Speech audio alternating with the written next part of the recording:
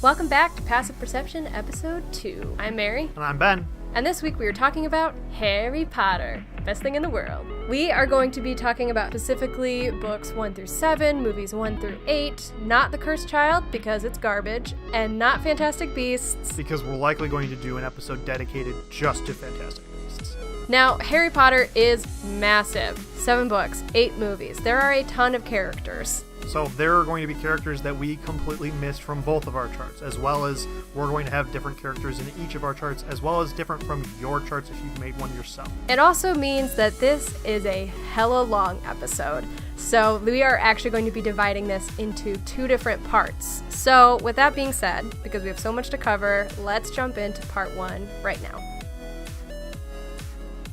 Okay. So, I kind of want to go first this week. Okay. Because for a while, literally 2 hours ago, I was like, Lawful Good is so difficult. I have no idea who I'm going to put. But then I figured out not 1, but 2 of them. Okay. For Lawful Good. So the first one is Neville. Okay. I thought about putting him there too. And the second is Cedric. Oh. Because, okay, so Neville, first of all, I mean, it's pretty obvious because he stands up for a lot of things. He stands up for his friends. He stands up against Ron, Harry, and Hermione in the first book. He goes against all these, social things to stand up for what's right. And he's just, he's a lawful good to me. He's a good guy, and he's, following the rules, and he's, standing up for what's right. And then Cedric, I mean, he's a prefect. He... something you don't know because this is some book shit, but in the third book, it's Harry versus Cedric are seekers on the Gryffindor and Hufflepuff Quidditch team. And when Harry is attacked by Dementors and he falls off his broom, Cedric catches the snitch, realizes what happens, and offers to have a rematch because he doesn't think it was fair that he won because Harry was basically incapacitated. And Oliver Wood said, no, you won fair and square. So, Cedric, he doesn't want people to wear the badges that are, Potter sucks and all that kind of stuff. So, and when Harry rescues him, he's like, let's make it even. You win the Triwizard Cup because, you saved my life. I'll let you win all the glory and all the money and everything. So I just, as soon as I thought of the 2 of them, I was like, of course they're lawful good. Yeah, I thought about having both of them in that spot, but actually I didn't put either of them on my chart. Okay. Oh, really? Yeah. I wanted both. I mean, they both belonged in good. Yeah.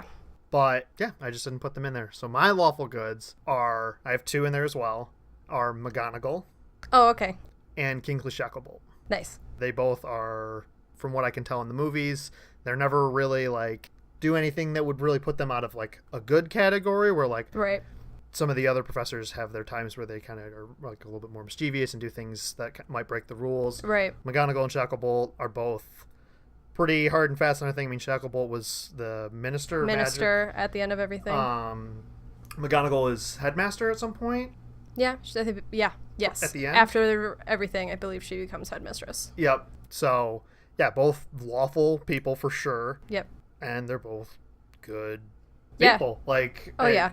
Yeah, no, that's good. I didn't put McGonagall on mine for some reason, and Kingsley is close by to lawful good. So, social good is obviously, I think, going to be the same person. We've talked about this out of recording before. It's Hermione. Yep. Yeah, she sets up her whole house elf rights awareness campaign, I guess you could say, and she tries to set up all these good things, and she stands up for all the creatures, and she stands up for Grop, and she, she's very on the team of equal treatment of everybody, and she's super good, but she does a little bit of rule bending. Yeah, if it weren't for the shit that has to happen to the trio, right?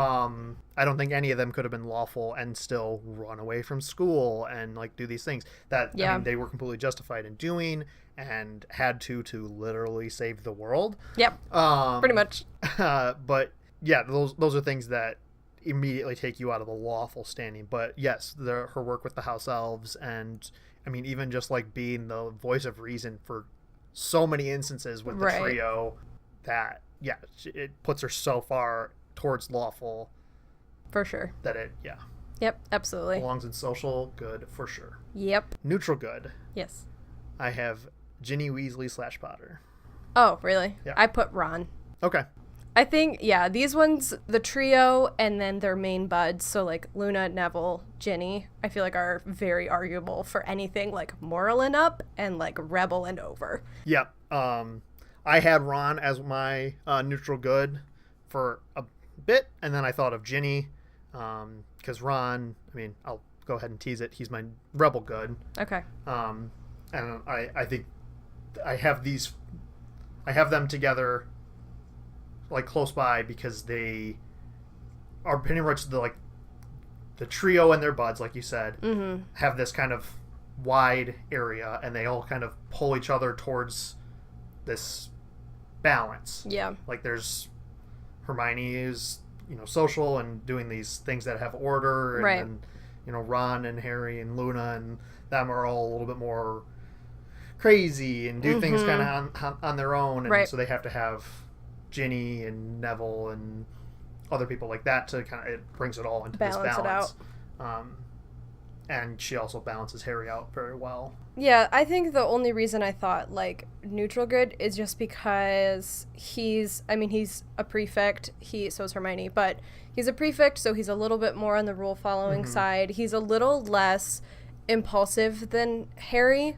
Okay, let's just get it, because your neutral or your rebel good is Ron. Yep. Mine is Harry. I just think Harry's a little bit more impulsive, especially when he like goes to try and fight Bellatrix. Like literally could have gotten himself killed so quickly, but he reacts so impulsively based on emotion. And I think Ron, that's not untrue of Ron, because he is very affected by the world around him, but he just, I feel like, is just a little bit more centered than Harry, maybe because he grew up in the wizarding world. Sure. That I put him as my neutral good and Harry as my rebel good, along with Luna. Okay. Is also my rebel good. Okay. Just because of, I feel like, pretty obvious reason. She's a super good person, but she's a little bit more impulsive. She's a little bit less rigid than a lot of them. Yes, she definitely doesn't care that what people think about her. She doesn't care about changing what she believes in or anything like that. She's just like a very free spirit, but she's not chaotic by any means. Yeah, rebel sounds a little bit harsh to describe Luna, because like she's not rebellious, she's just free. Right.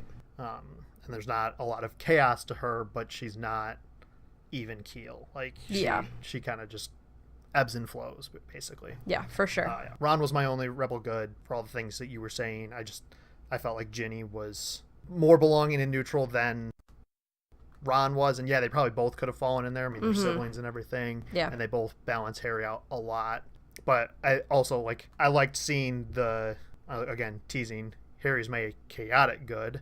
Oh, okay. So it's just I kind of put them all on this line where they have this, again, spectrum, and they all just kind of focal into one balance point. Right. So Harry's your chaotic good? Harry's my chaotic good, as well as one other person. Okay, mine are Fred and George. Okay. Are my chaotic good, because they're chaotic and good. Yep. That's like all that needs to be said.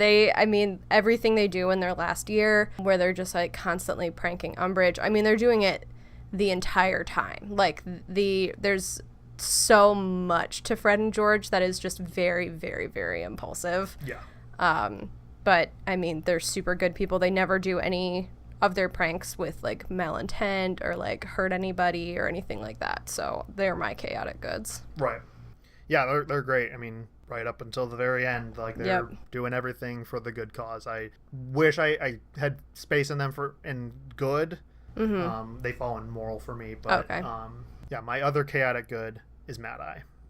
Oh, okay. From what I can see in the movies, and from what I was reading, basically, like, there's so many people that try to be a father figure or like a paternal guardian for Harry, and I feel like Mad Eye exemplifies that in a lot of ways, where he might not be trying to like coddle him, but he's going to, he gives his life. Yeah, he's super protective of him. Yeah.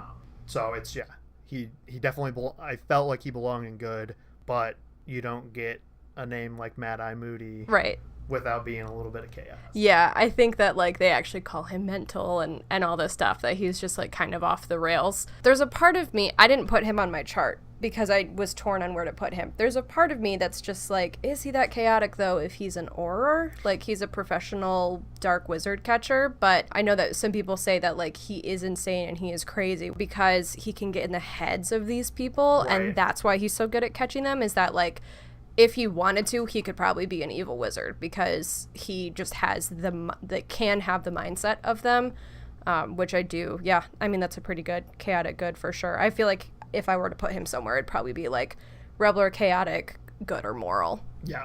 Lawful moral? Kingsley. Okay.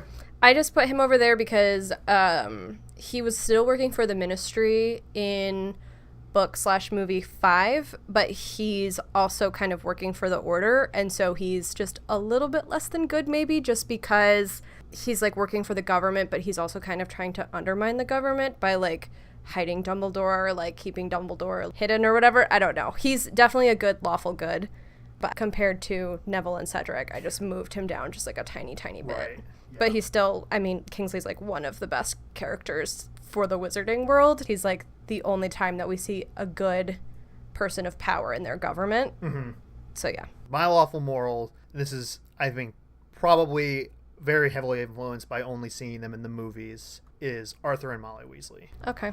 The lawful side, I think, is where my movie perspective might be skewing them, because I know there's a lot of relationship that's cut out between Molly and Harry that isn't seen in the movies, but they definitely are a couple of people that take Harry in and are these incredible parents for him.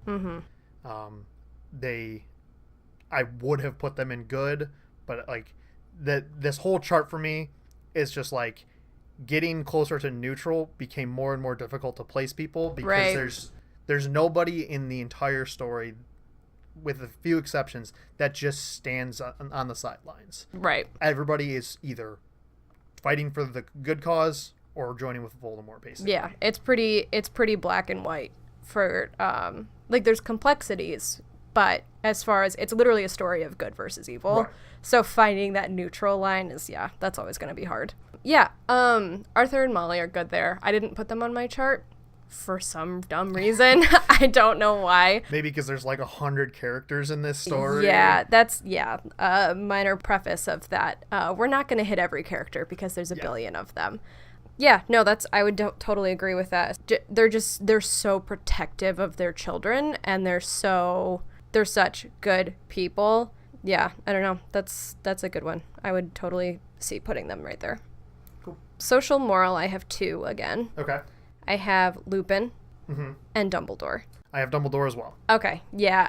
He was actually one of the last people I put in because I just wasn't sure where to put him because of my like slightly skewed perspective of when he was really young and he like almost inadvertently could have started a genocide with Grindelwald, but he didn't, and like he was kind of shitty to his family, but then like once Ariana died, he became so devoted to thwarting evil in its tracks, I feel like. You know what I mean? Like the second that he started getting bad vibes from Riddle, he kept a really close eye on him, and I think it's because he could identify similar things that he saw in Grindelwald that made him ready, and I would never put him lower than moral, even though he does kind of have a mucky past. Yeah, definitely. But I think he was able to learn so strongly from his relationship with Grindelwald that if it wasn't for him, Voldemort would win. You know what I mean? Like Voldemort would have come to power decades ago, and the whole world would have been screwed. Yeah. So, yeah. And then Lupin being social moral, I just felt like, because when they're in the Marauders and it's the 4 of them, he kind of keeps his head down and like watches just the absolute shenanigans that James and Sirius get themselves into. Yeah. And he kind of goes along with it, but he's kind of the dad of the Marauders, and he's definitely like the more logical father figure in Harry's life, opposing Sirius kind of being his other father figure. That he's still super good, and I wanted to put him up in good. The only reason I thought you could argue putting him down in moral is because he didn't stop, James and Sirius from pranking Snape when they were kids. Yeah. And, there are definitely like little elements that I guess could bump them, just again, like you said, because it's one of those things where I want to put everyone in good and everyone in evil, and you just have to try and look for little things to So yeah. move them moral or impure. Yeah. Yeah, you pretty much nailed every point I had for Dumbledore. I think the only thing that I would add to it is the movies, I think, they do a great job of telling the story from the perspective of just the students. Yeah.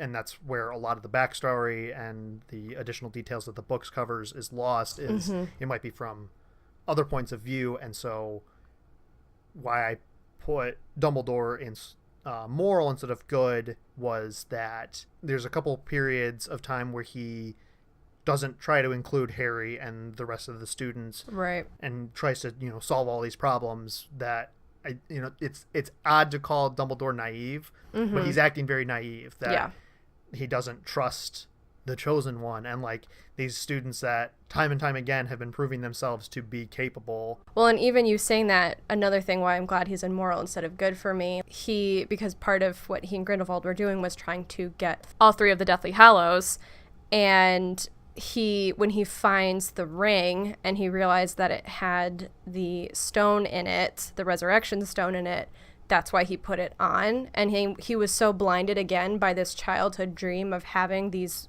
items that could make you invincible, that he put it on and basically could have ended his life prematurely. Yeah. Yes, it worked out really well that he needed to be killed by Snape later that year anyways, everything like that, and that was just an excuse, was that he had already basically cursed himself.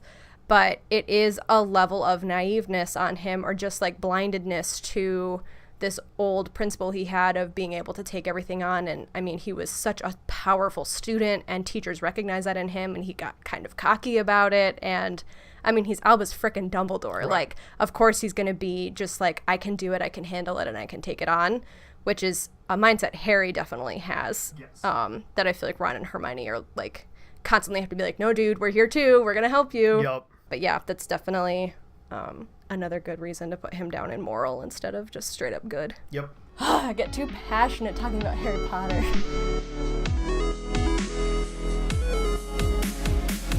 Hey everyone, we hope you are enjoying the second episode of Passive Perception. I'm just stopping in real quick for a little bit of housekeeping, and then we'll get right back into the episode. First, thank you to everyone who voted in our poll. We love being able to get input from our audience about what we're discussing on this show, so a big thank you to anyone who voted. We did get a lot of people voting for Lord of the Rings, so don't worry, that will be getting discussed soon. We're going to be doing another poll this week for next episode, so stay tuned to the end of part 2, coming soon, and find out which 2 shows you can vote between. If you want to stay up to date with the show, you can find links to all our social medias at bit.ly/passiveperceptionpod, or shoot us an email at passiveperceptionpod@gmail.com. Thank you again for listening, and let's get back into part 1. Okay, my neutral moral is Hagrid. Yep. Okay, good. I put him in neutral because I feel if he were more lawful, maybe he would have stood up for himself and getting kicked out of school because of Aragog and everything like that. And he's just kind of he feels a little bit easily manipulated to me because he's very hard on his sleeve, very emotional. Yeah. But I don't know why, but I just felt he is really good, but he does bring a giant to the forest where there are children nearby. Yeah. And he does bring a giant arachnid into a school when it's forbidden. And he does still use his umbrella even though he's banned from using magic anymore. Yes, Dumbledore was the one who created the umbrella for him and put his broken wand into it, but he still does all these things that he's breaking the rules for sure. But because he is going to follow what's good, and he does want to do whatever he can for Dumbledore, going out and finding the giants and everything, I just feel that's the right spot for him. Yeah, definitely. He can clearly be trusted, which is a great characteristic of someone who's lawful. You don't trust a chaotic person, but Dumbledore trusts Hagrid to bring Harry to the Dursleys. Mm-hmm. And there's tons of times where tell him he's a wizard and bring him to Diagon Alley. Yeah, Hagrid has so much trust and faith put in him that just is, and it's not necessarily any of the action from this is a lot of movie perspective, but just knowing that he can be trusted on such important things is a testament to how lawful he is. But he also, again, brings a lot of beasts around the school. And tells the kids about Fluffy. Yeah, is he drunk, or is there times where he is drunk and like reveals secrets, or is it just like that's what happens with Fluffy? That's what happens when he says like, oh, all you have to do is like lull him to sleep with music and you can get past him. Not only said that to a bunch of 11-year-olds, but literally said that to fucking Voldemort. Yep. Without realizing it, because he was drunk at a pub. That's probably what you're thinking of. That's how Quirrell knew how to get past Fluffy, was because he was just talking to Quirrell about it in a pub without realizing that he was basically giving this secret information to Voldemort. Yeah, I knew there was something that was like he was like just spouting off secrets at a pub that I was like, those are some chaotic things that he does. So it definitely levels him out in this neutral. And then like some of those things aren't the greatest characteristics someone could have. So it puts him in moral instead of good. But again, like we've said, for most of these people, they really do belong in good. Yeah. But it's just, you got to find these little things that put them a little bit closer to neutral. So this isn't just like a sandwich of good and evil. Yes. Okay. Rebel moral is another twofer. I have two in there as well. I have Ginny. Okay. And Tonks. Okay. I put Ginny down there just because, again, it's so difficult. But I put her specifically over in Rebel because she is like constantly trying to run and be with Harry, Ron, and Hermione, and Molly just like won't let her. Like, she wants to fight at the Battle of Hogwarts, but because she's not of age, they don't allow her to. But she's like still trying to do everything she can. She joins the DA. She does like, she's doing all these things. She goes with them to the Department of Mysteries, even though like they don't want her to because she's younger than them.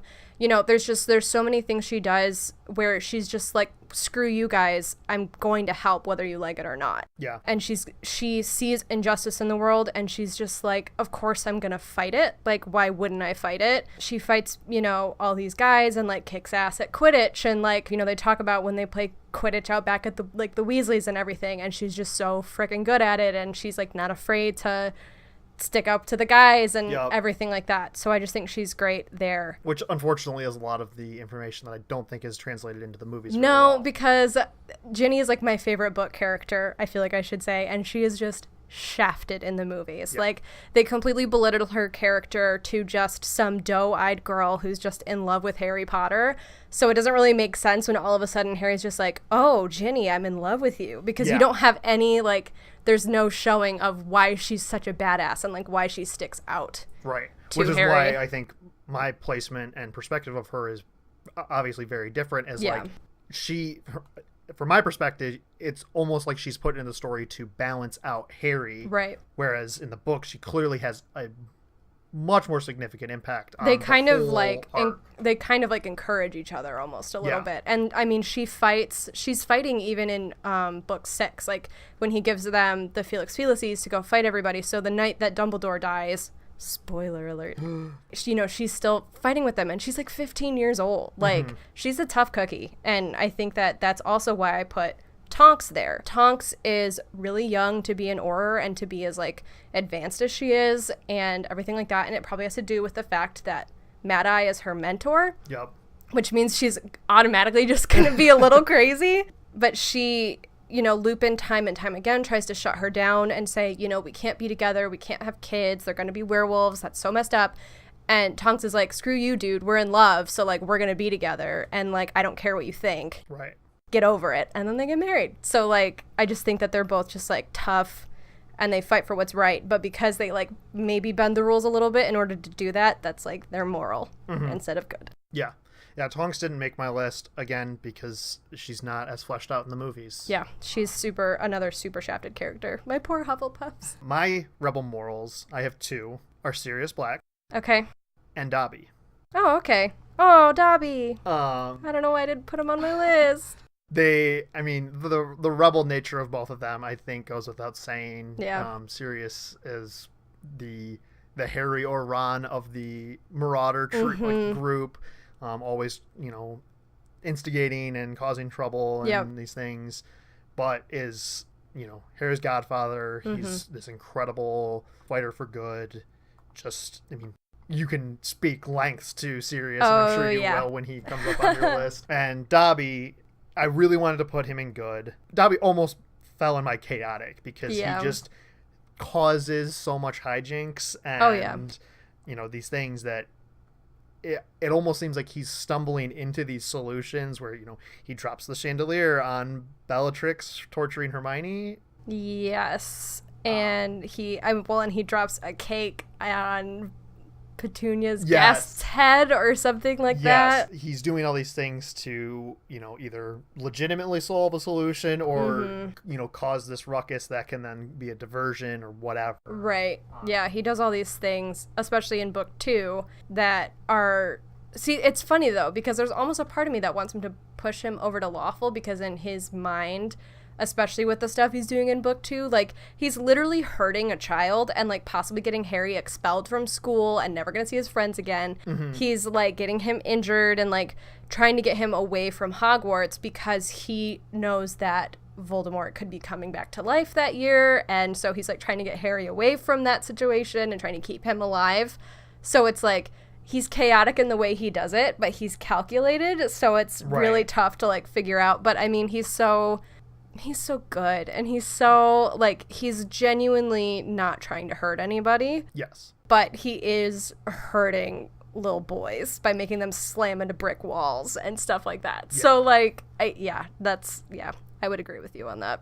Surprise, my chaotic moral is Sirius. Yep, I kind of figured that much. I just moved him from, the same thing you were saying. He's the father figure and everything like that, but he's so impulsive when it comes to his protection of Harry. I mean, he goes to the train station to see Harry off when that's, like, one of the dumber things he could do. Yes, he's disguised as Padfoot, but, like, he just, like, can't not see Harry off. He keeps jumping into the Flu Network, even though there's, like, higher security around the Flu Network and everything, and it's being more heavily monitored, but because he's so desperate to talk to Harry and make sure he's okay and make sure he's safe, he, like, goes against, like, what the Order would want for him to be protected. And then at the end, I believe that the Order wants Sirius to stay at home because they know that, like, he's being lured there and that's a vulnerability for him, and getting him that out in public could be super, super dangerous, but Sirius goes anyways because Harry's there and he needs to protect him. So that's just why I put him in chaotic. I think if he was less chaotic, he'd probably still be alive because he just wouldn't be so wily with his life, maybe. Right.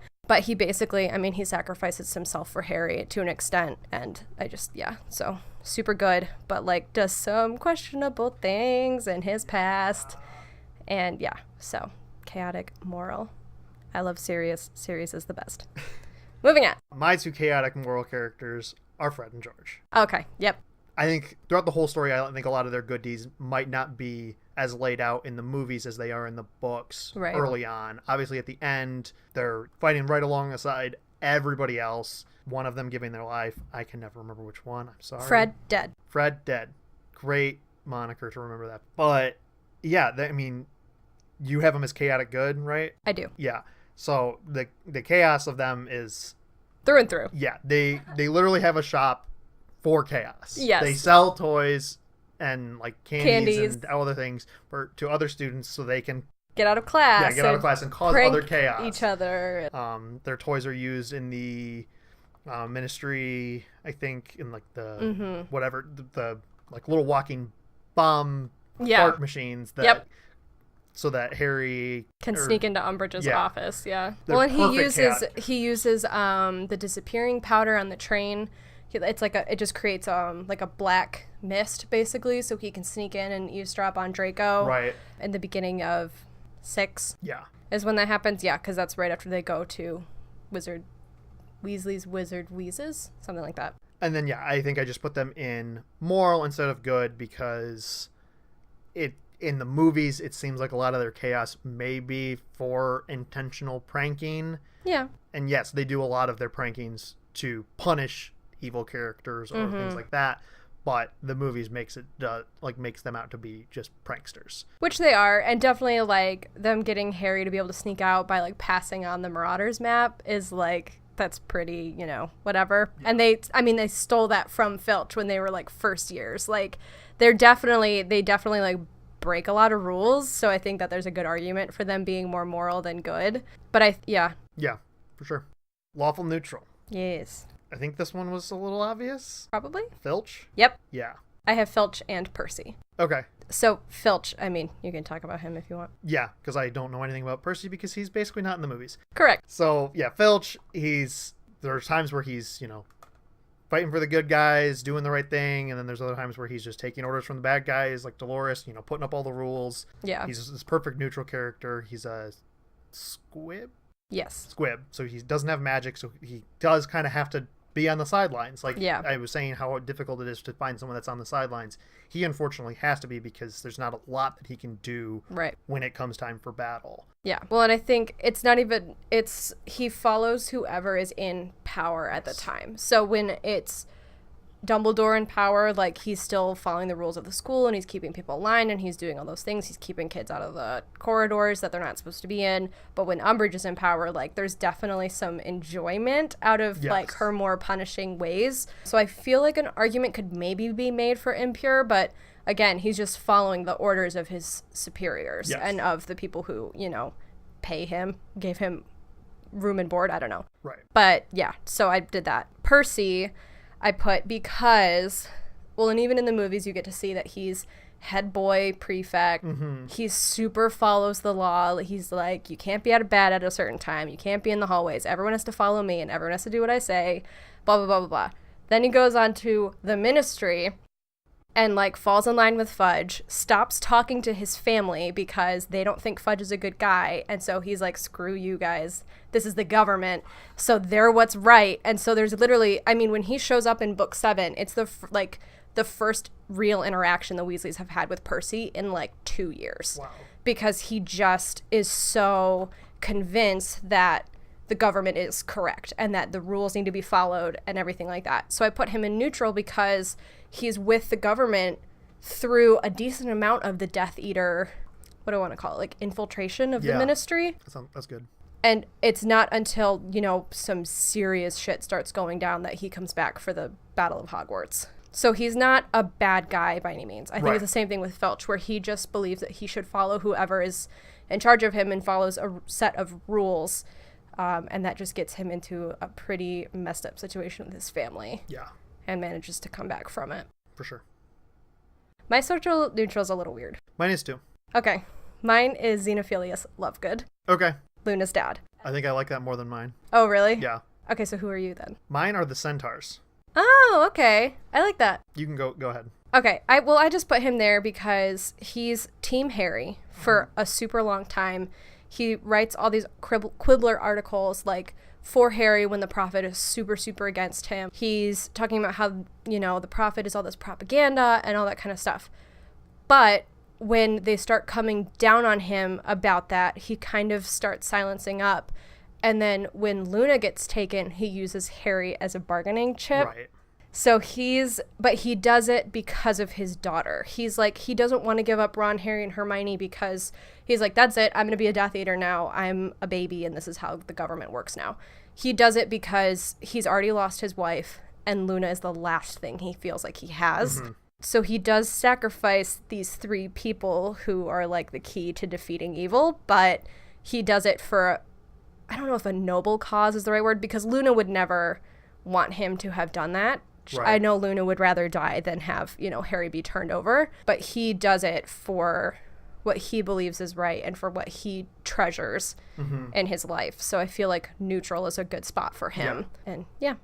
And to speak to his social, isn't he also the one that initially turns the trio onto the Deathly Hallows? Yeah, because he's wearing the pendant at the wedding. Gotcha. But yeah, he is the one who tells them about the Hallows, tells them the story. He's the one who gets them onto the Peveril brothers and everything like that. So, yeah. Yeah. So the Centaurs, I had to do a little bit of reading through some Wikipedia articles and stuff to kind of make sure that I wanted them on the chart. Mm-hmm. Neutral makes a lot of sense because they literally live in the woods and they are just like, leave us alone. Mm-hmm. We don't want anything to do with you. Bye. Pretty much. But as I was reading, they believe themselves to be more intelligent than humans. They have this pact with the wizards that there's like a way that they can communicate with them, but they choose not to. Again, speaking to their neutralness. But they also I feel like they're very principled in their beliefs of being like, yo, leave us alone. Yeah. We're fine out here. You're fine in there. Yeah. That's why. But Cross says, "We're gonna get you." Yeah, and so like you see them first like really come into action when Dolores is like belittling them in the woods, and they like run off with her.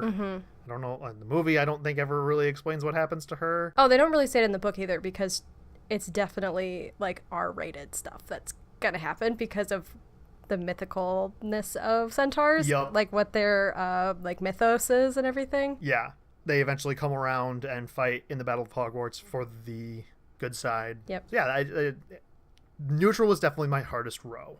Yeah. The centaurs and like other beasts that are just kind of like, yeah, let us be, I think felt like a good social neutral for me. for sure. Well, and I feel like Ferenz, because he's really the first time we technically see the centaurs, is when he saves Harry from Quirrell/Voldemort in book one.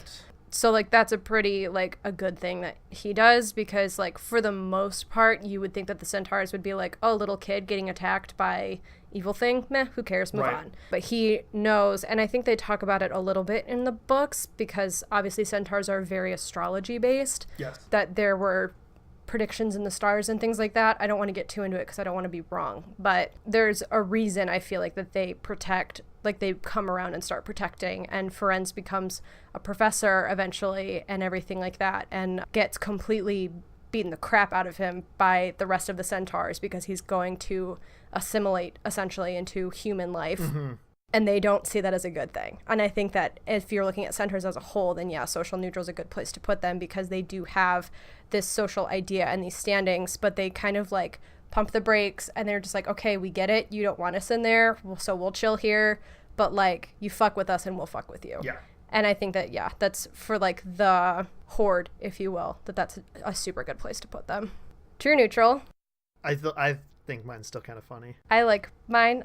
Okay, I want to hear yours first though. I put the Sorting Hat. Oh, I like that. That's a good one. Yeah, I mean, it just seems like if there's gonna be there's a couple times where the Sorting Hat comes to the aid and like gives the sword Neville and Harry yeah. both the sword. Yeah, It gives it to Neville, right? Yes. So yeah, comes After to the aid. it's burnt on Neville's head, because that's part that's not in the movies. Right. But yes. So yeah, it comes to the aid of them, but it's literally to sort the houses. Like it's the most impartial thing I could think of. It's literally brought to life by magic that keeps it unbiased. Yeah. And just to like read the truest nature of someone and sort them, whatever that means. Yeah, I like that. I put someone a little more complex than that. Than a hat? Than a hat. Than an animated hat. I put Slughorn. Okay. I wasn't sure. He is so tough because he's one of the most flip-floppy characters. But when we first meet him, he's in hiding because he's kind of in hiding for two reasons. The main reason is that he doesn't want to be found by the Death Eaters. Right. He doesn't want to be brought on by that kind of thing, so he hides.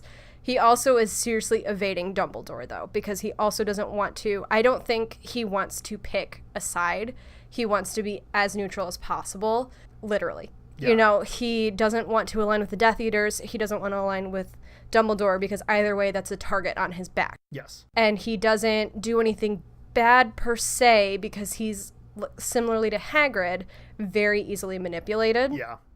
And, I mean, that speaks to Tom Riddle and Harry about how easily manipulated he is. I mean, Harry just has to bring up Lily's name, and he's just like, Team Harry. All Voldemort has to do... Riddle, I should say, has to do is just be like, oh, you're a great professor and you know so much. I just thought that maybe you'd be willing to teach me. And then he tells him about freaking Horcruxes and like starts all this insanity. Yes, could he have found a way to figure out about dark magic on his own and like create Horcruxes on its own? Maybe. That's not solely on Slughorn's shoulders, but I just felt like he was a true neutral because he is so self-preservational, but very easily manipulated, but doesn't want to be too strongly on one side or the other for a lot of the time that we see him. And I mean, really all he cares about is like knowing famous people and like literally collecting famous people on his mantelpiece. So I just felt like true neutral was a good spot. All right, that's where we're going to stop for part 1. Part 2 is already recorded, so it'll be up in just a few days. We just wanted to make these a little bit more manageable. So we'll see you soon for part 2. Bye. Bye, Gators. No!